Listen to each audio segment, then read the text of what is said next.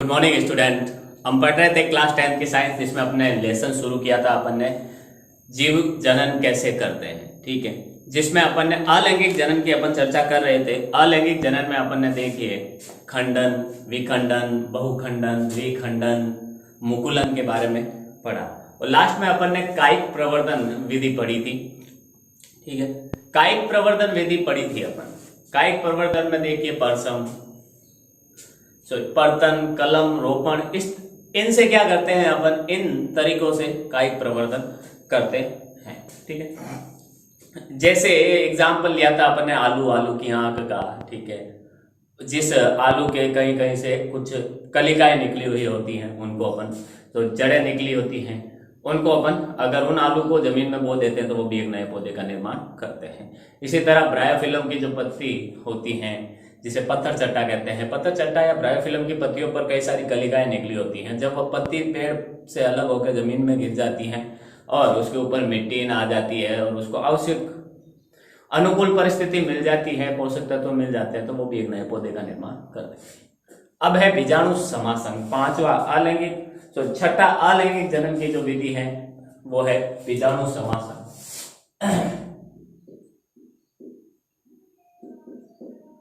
बीजाणु समासंग, देखिए बीजाणु समासंग में क्या होता है। टोटल बीजाणु समासंग या सिर्फ बीजाणु भी अपन ले सकते हैं। ये एक ऐसे क्या होते हैं, बीजाणु एक ऐसे कण होते हैं जो अकेले क्या करते हैं, अकेले नए पौधे के निर्माण करने की क्षमता रखते हैं। तो देखिए अनेक जो सरल बहुकोशिकीय जीव होते हैं, जीवों में विशिष्ट जनन संरचनाएं पाई जाती है, जिनमें विशिष्ट जनन संरचनाएं पाई जाती हैं, नए जीव का निर्माण कर सकते हैं, जिन्हें बीजाणु कहते हैं। अनेक सरल बहुकोशिकीय जीवों, अनेक सरल बहुकोशिकीय जीवों में विशिष्ट जनन संरचनाएं पाई जाती हैं, जिन्हें क्या कहते हैं अपन, जिन्हें बीजाणु कहते हैं।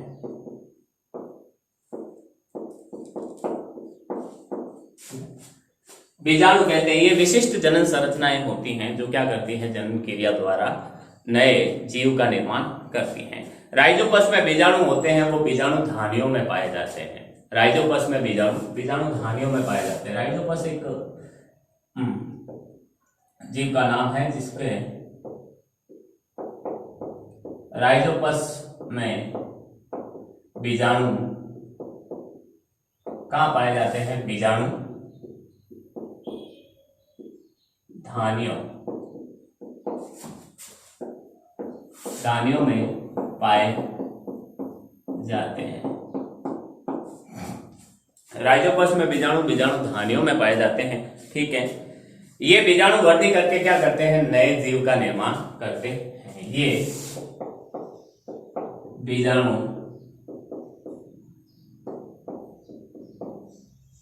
वृद्धि करके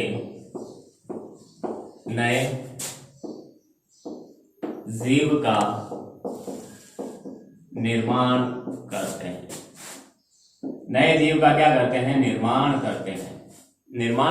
करते हैं। ठीक है, देखिए बीजाणु के चारों ओर एक मोटी परत पाई जाती है। ठीक है, मोटी परत पाई जाती है जो प्रतिकूल परिस्थितियों में क्या करती है, बीजाणु की रक्षा करती है। बीजाणु के चारों ओर एक प्रतिकूल परत पाई जाती है, जो प्रतिकूल परिस्थिति, मोटी परत पाई जाती है जो प्रतिकूल यानी भयानक या हानिकारक परिस्थितियों में क्या करती है, बीजाणु की रक्षा करती है। ठीक है, तथा नम सतह के संपर्क में आने पर ये वृद्धि करने लगते हैं। जैसे ही नम सतह के संपर्क में आते हैं बीजाणु क्या करते हैं, ये वृद्धि करने लगते हैं। बीजाणु के चारों ओर एक मोटी भित्ति पाई जाती है, जिसे जो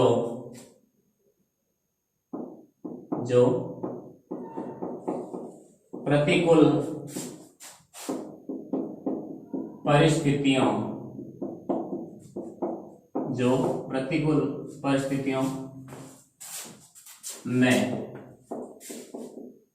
बीजाणु की रक्षा करती हैं। बीजाणु की क्या करती हैं? रक्षा करती हैं। ठीक। इसी तरह जब ये बीजाणु, जैसे ही बीजाणु नम सतह के संपर्क में आते हैं,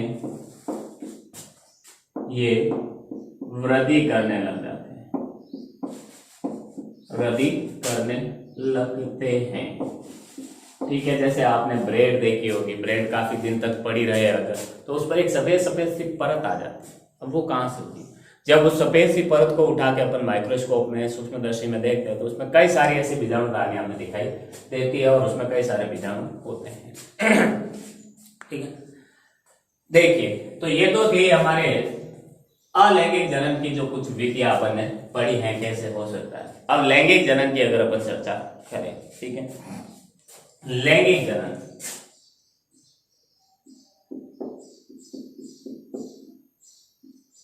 लैंगिक जनन, लैंगिक जनन किसे कहते हैं? तो जब देखिए, जब दो जीव नर एवं मादा आपस में मिलकर नए जीव का निर्माण करते हैं, तो उसे अपन क्या कहते हैं?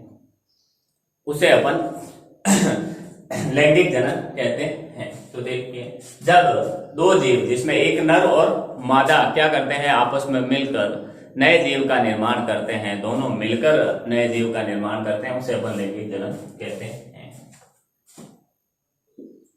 नर व मादा जीव आपस में मिलकर नए जीव का निर्माण करते हैं, उसे अपन क्या कहते हैं? उसे लैंगिक जनन, उसे क्या कहते हैं? लैंगिक जनन कहते हैं, उसे लैंगिक जनन कहते हैं। ठीक है, लैंगिक जनन में दो या अधिक जीवों की विभिन्नताओं के संयोजन से विभिन्नताएं के नए संयोजन उत्पन्न होते हैं। अब लैंगिक जनन में क्या होता है? दो या अधिक जीव आपस में मिलते हैं, तो दोनों ही अलग अलग प्रकार के होते हैं, दोनों की अलग अलग विशेषताएं होती है, अलग अलग विभिन्नताएं होती हैं। जब ये अलग अलग विशेषताएं, अलग अलग विभिन्नताएं आपस में जुड़ती हैं, तो नया जो जीव उत्पन्न होता है उसकी विभिन्नताएं अलग होती हैं, उसकी विभिन्नताएं अलग होती है, उसमें दोनों के गुण होते हैं, अर्थात विभिन्नताओं के नए संयोजन बनते हैं। ठीक है, लैंगिक जनन में दो या लैंगिक जनन में दो या अधिक जीवों की विभिन्नताओं के संयोजन से जीवों की विभिन्नताओं के संयोजन से क्या होता है? विभिन्नताओं के नए संयोजन उत्पन्न होते हैं, से नए जीव में विभिन्नताओं के नए संयोजन उत्पन्न होते हैं, विभिन्नताओं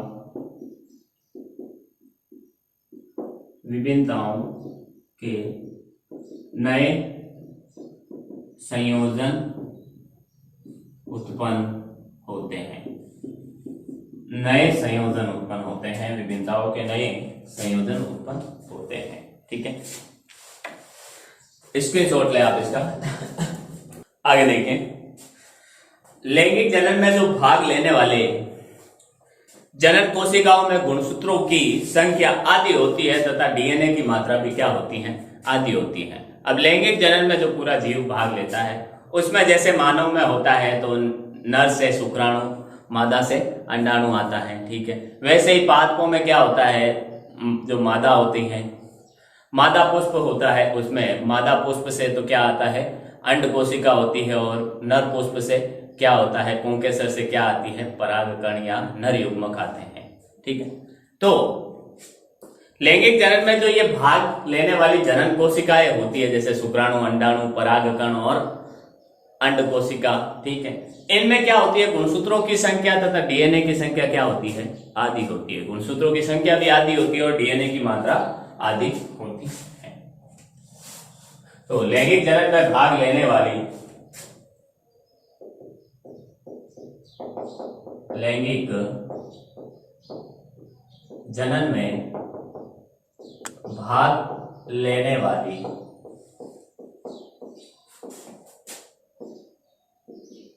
जनन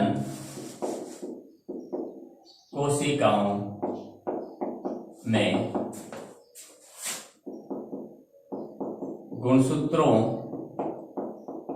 की संख्या तथा डीएनए की मात्रा आदि होती है, आदि होती है। ठीक है, आदि होती है।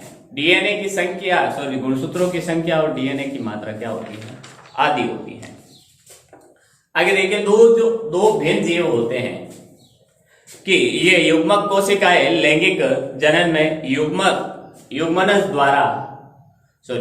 द्वारा क्या करती है, युग्मनज या जाइगोट बनाती है जो, ठीक है, ये युग्मक कोशिकाएं या ये जो जनन कोशिकाएं होती है वो लैंगिक जनन द्वारा क्या करती है, आपस में क्रिया करती है, युग्मन करती है, जिससे क्या बनता है, आधे आधे गुणसूत्रों वाला एक द्विगुणित क्या बनता है, युग्मनज बनता है, जाइगोट बनता है। ठीक है, जाइगोट बनाती हैं। ठीक है, तो संतति में गुणसूत्रों की संख्या व डीएनए की मात्रा क्या हो जाती है, पुनर्योगित, पुनर्स्थापित हो जाती है। आधे एक नर से आ रहे हैं, आधे मादा से आ रहे हैं। ठीक है, दोनों आपस में मिल गए तो गुणसूत्रों की संख्या तो क्या हो गई, आधा और आधा एक, यानी पूरी हो गई। डीएनए की मात्रा और गुणसूत्रों की संख्या पूरी हो जाती है। तो आने वाली जो संतति होती है उसमें क्या होते हैं, गुणसूत्र पूरे संख्या में पूरे होते हैं। ठीक है, दो भिन्न जीवों की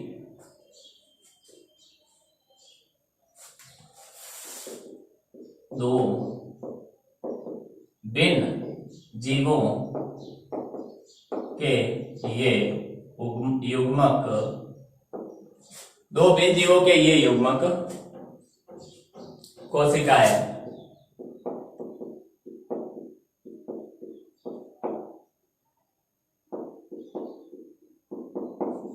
लैंगिक जनन, युग्मक कोशिकाएं लैंगिक जनन में युग्मन यानी आपस में मिलकर, युग्मन मतलब आपस में मिलना, युग्म बनाना, जोड़ा बनाना। ठीक है, युग्मन के द्वारा क्या करते हैं, युग्मन के द्वारा युग्मनज या जाइगोट बनाती है, युग्मनज या जिसे अपन जाइगोट कहते हैं वो बनाती है, जाइगोट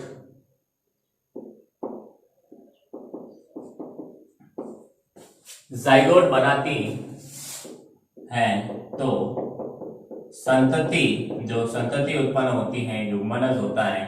ठीक है, युग्मनज होता है, संतति में गुणसूत्रों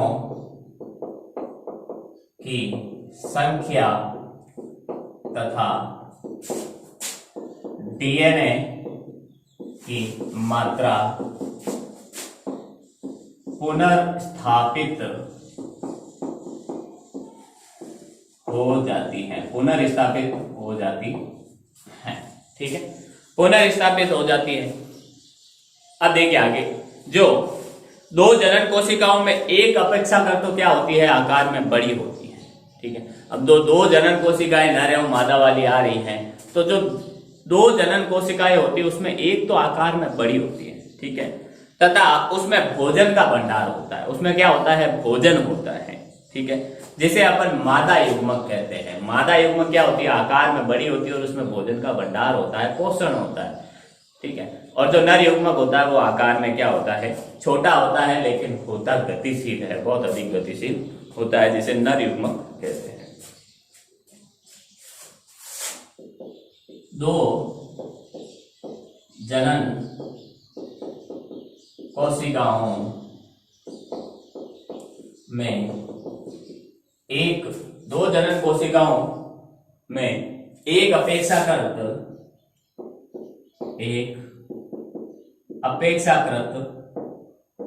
आकार में बड़ी होती है, जिसमें क्या होता है, जिसमें भोजन का भंडार होता है। जिसमें क्या होता है, भोजन का भंडार होता है। ठीक है, भोजन का भंडार होता है, उसे मादा युग्मक कहा जाता है, उसे मादा युग्मक कहते हैं, युग्मक कहते हैं। तथा एक आकार में छोटी तथा गतिशील होती है। एक आकार में क्या होती है, छोटी तथा अधिक गतिशील होती हैं, अधिक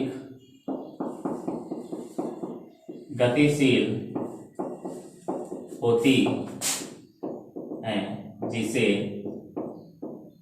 नर युग्मक कहते हैं। जिसे क्या कहते हैं, नर युग्मक कहते हैं। उसे अपन क्या कहते हैं, नर युग्मक कहते हैं। ठीक है, अब देखिए, ये तो लैंगिक जनन की नॉर्मल जानकारी हो गई। अब जो पुष्पीय पादप होते हैं, जिनमें पुष्प आते हैं, उनमें लैंगिक जनन कैसे होता है, उसकी चर्चा करते हैं।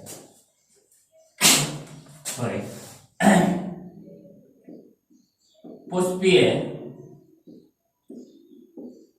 पादपों में लैंगिक जनन। ठीक है, जिन पुष्प पादपों पे पुष्प आते हैं उसी में होता है क्या, लैंगिक जनन।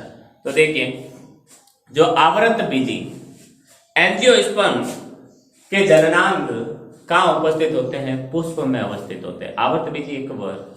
ठीक है, आवर्त बीजी, ठीक है, जिनके बीज के चारों तरफ आवरण पाया जाता है, एक कठोर बीज जोल पाई जाती हैं, उन्हें अपन आवर्त बीजी कहते हैं। ठीक है, तो इन आवर्त बीजी या एंजियोस्पर्म के जो जननांग होते हैं वो पुष्प में उपस्थित होते हैं। आवृत बीजी या एंजियोस्पर्म के जननांग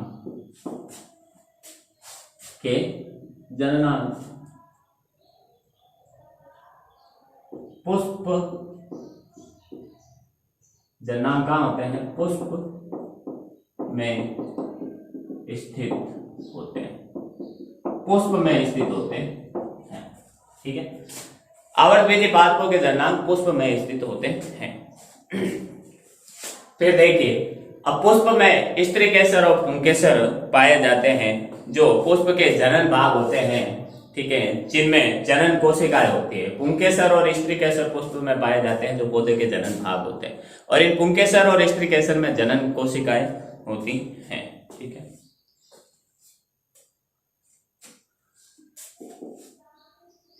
पुष्प में पुंकेसर व स्त्री केसर जनन भाग होते हैं, जो जिनमें जनन कोशिकाएं पाई जाती है, जिनमें क्या होती है, जनन कोशिकाएं या जनन युग्मक होते हैं। जनन कोशिकाएं पाई जाती है, ठीक है। पुंकेसर पुष्प का नर भाग होता है, नर होता है या नर भाग, तथा स्त्री केसर पुष्प का मादा भाग होता है, मादा भाग होता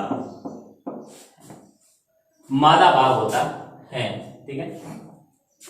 आगे देखिए, जब पुष्प में स्त्री केसर और पुंकेसर नर या मादा में से कोई एक भाग उपस्थित हो, ठीक है, कोई एक जननांग उपस्थित होता है, तो उसे अपन क्या कहते हैं, एक लिंगी कहते हैं, एक लिंगी पुष्प कहते हैं, ठीक है। और जिसमें दोनों ही स्त्री केसर और पुंकेसर किसी पुष्प में दोनों ही उपस्थित है, तो उसे अपन द्विलिंगी या उभयलिंगी कहते हैं, ठीक है। यदि किसी पुष्प में पुंकेसर तथा स्त्री केसर, पुंकेसर तथा स्त्री केसर में से कोई एक जननांग उपस्थित होता है, तो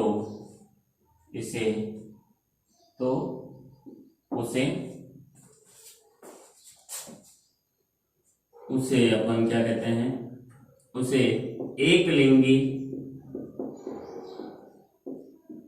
पुष्प कहते हैं। उसे अपन क्या कहते हैं, एक लिंगी पुष्प कहते हैं। जैसे पपीता, तरबूज, एग्जाम्पल के लिए जैसे पपीता, तरबूज, ये पपीता, तरबूज, ये चीज, ठीक है। और यदि किसी पुष्प में पुंकेसर व स्त्री केसर दोनों उपस्थित हो, तो उसे अपन उभयलिंगी कहते हैं। यदि किसी पुष्प में पुंकेसर तथा स्त्री केसर दोनों जननांग उपस्थित हो, तो उसे द्विलिंगी या उभयलिंगी पुष्प कहते हैं, या पादप कहते हैं, पुष्प या पादप कहते हैं, ठीक है। ठीक है, जैसे गुड़हल, सरसों, ये एग्जाम्पल है। जैसे एग्जाम्पल देख लीजिए, एग्जाम्पल गुड़हल, सरसों, ओके, ठीक है। स्क्रीनशॉट ले आप इसका, फिर आगे और पढ़ते हैं।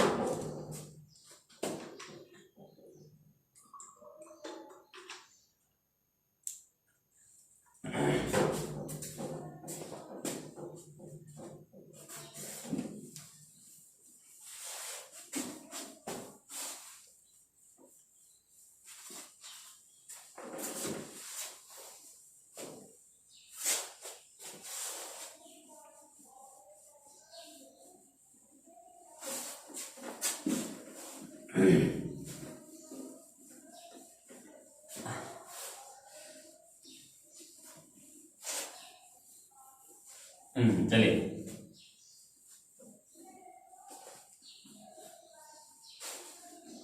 देखिए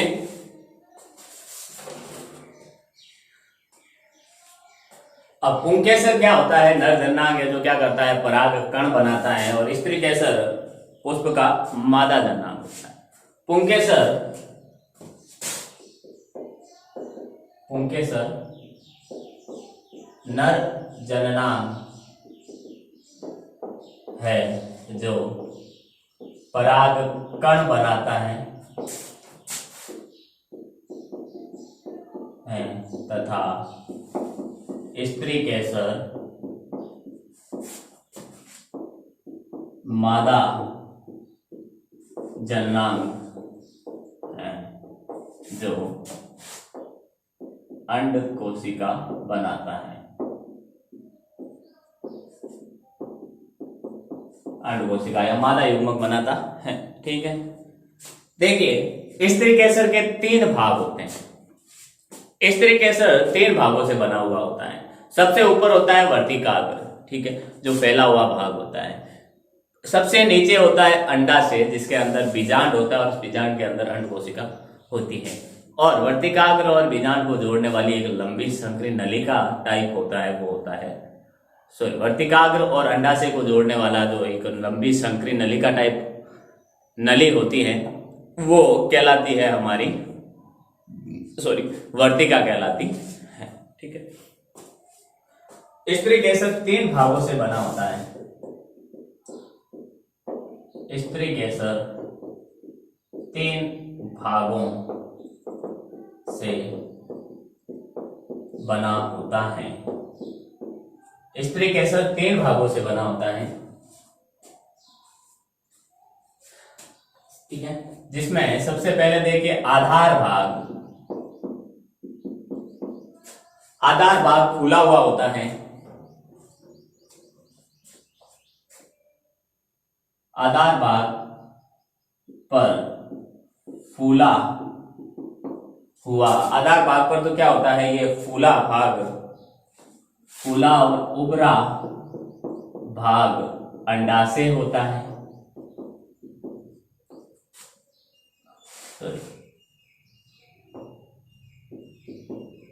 आधार भाग का फूला हुआ उभरा हुआ भाग होता है, वो तो होता है अंडाशय है।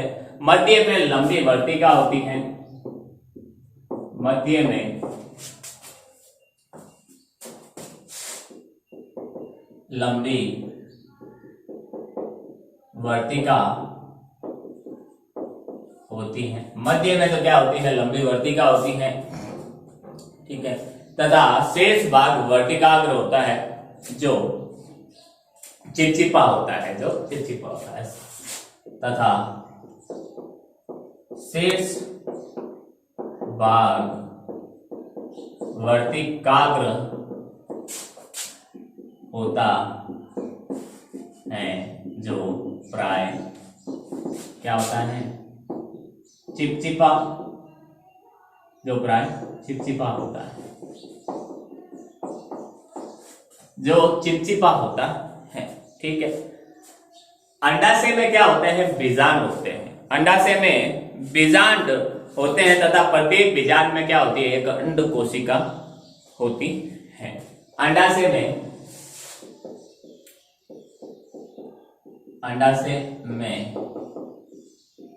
बीजांड होता है तथा प्रत्येक बीजांड में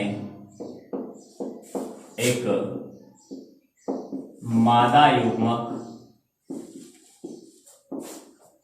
जिसे अपन क्या कहते हैं, अंड कोशिका मादा युग्मक होती है। मादा युग्मक या अंड कोशिका होती है। फिर देखिए, परागकण द्वारा उत्पादित नर युग्मक अंडाशय की अंड कोशिका से संलयित हो जाता है, जिससे क्या बनता है, युग्मनज बनता है। परागकण होता है, परागकण के अंदर जो नर युग्मक होता है, परागकण के अंदर जो नर युग्मक होता है, परागकण खुद ही नर युग्मक होता है। परागकण द्वारा उत्पादित जो नर युग्मक होते हैं, वह अंडाशय की अंड कोशिका या मादा युग्मक से संलयित यानी जुड़ जाता है, और जिससे क्या बनता है, युग्मनज बनता है।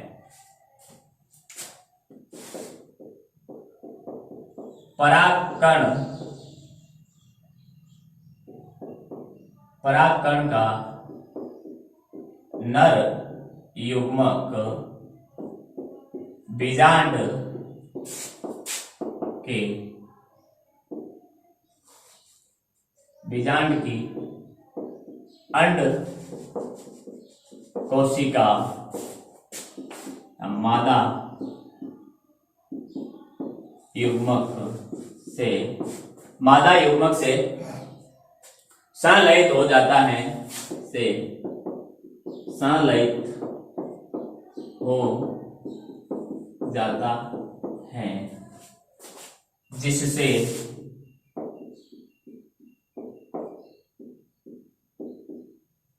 युग्मनज बनता है। जिससे क्या होता है? युग्मनज बनता है, जिससे युग्मनज बनता है। ठीक है, जिससे युग्मनज बनता है।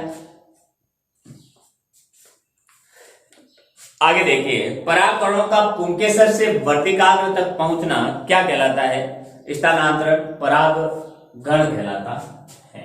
ठीक है, इसी में अपन एक छोटा सा टॉपिक डाल ही देते हैं। परागगण होता है, उसके बाद परागगण होता है। ठीक है, अब परागगण में क्या होता है? परागकणों का पुंकेसर से स्त्री केसर के वर्तिकाग्र तक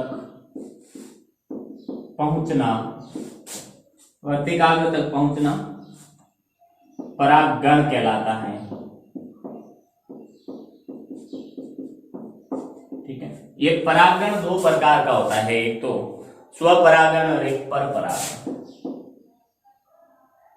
परागगण दो प्रकार का होता है। ठीक है, एक होता है हमारा स्वपरागण और एक होता है हमारा परपरागण।